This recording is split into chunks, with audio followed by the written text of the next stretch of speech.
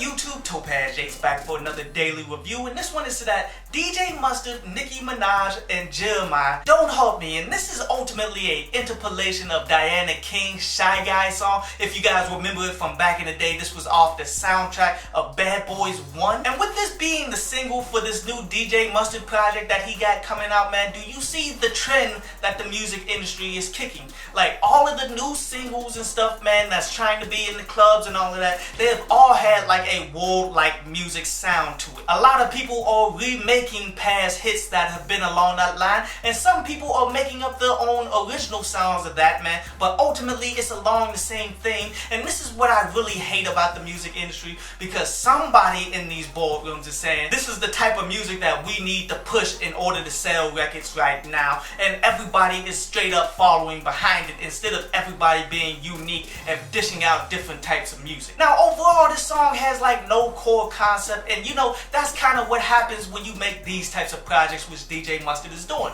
in which this is the same thing that DJ Khaled does. It's just DJ Mustard actually produces the beats, or at least he's co-producing with somebody, and then from that point bringing in these artists, and probably brought them in individually, like Nicki Minaj and Jeremih probably wasn't even in the studio at the same time. And even though I feel as though these are good choices to have because both of them are rather versatile, like both Jeremih and Nicki Minaj can sing and somewhat rap at the same time. It's just Nicki Minaj is a stronger rapper than she is a singer, and Jeremih is a stronger singer than he is rapper. But I feel as though those two individuals could make something really good if actually spent the time to do so, but this just wasn't that. I mean, they're really just spitting on her, man, and Nicki Minaj, she's trying to go into the punchline direction, and all of her punchlines really fall flat, even though it kind of somewhat seems like a diss that she sends to Safari in there too, where she's saying about how no dude is going to eat off of her, and for anybody who's been following her and Safari and such, Safari's trying to sue her for saying it's emotionally distressed, just pretty much exposing himself for being the weakest dude in the world. But outside of that, man, there's really no highlights, but yet it does come off as a straight up radio track that I wouldn't be surprised to hear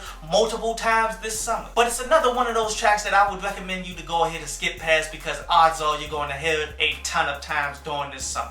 But this concludes today's review, and now we're going to jump into a brief instrumental from underground producer Hash Beats before we take some of your questions.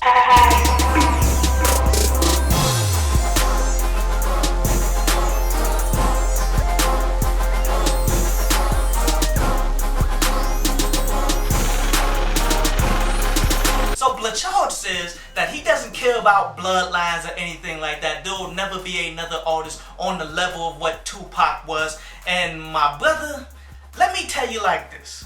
There's somebody in this music industry right now that's a direct descendant of the Tupac bloodline. And I know nobody who's watching this is going to agree with me, but let me just break it down for you. I mean, first you gotta understand Tupac. Tupac wasn't just California love and the thug life mentality that everybody has been clinging on to, man. Tupac's music has been very versatile. He was socially conscious. He did a whole lot of female-friendly songs, and those were like his biggest hits that he did outside of California love. He never had the greatest punchlines or anything like that, but yet he was very poetic and ultimately made terrific songs. Who does that sound like right now?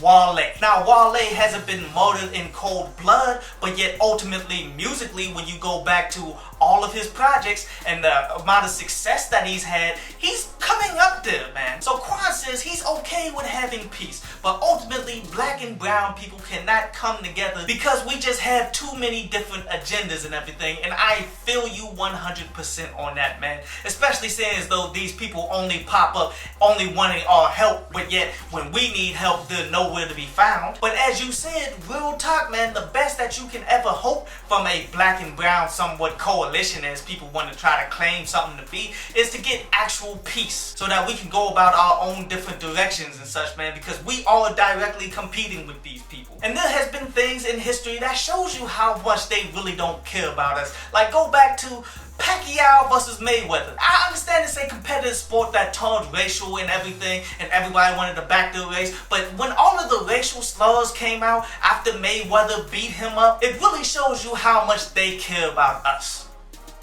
I hope you enjoyed the show. You can follow me at Twitter up there And you can go to downloadpads.com, that's down there, to read today's article.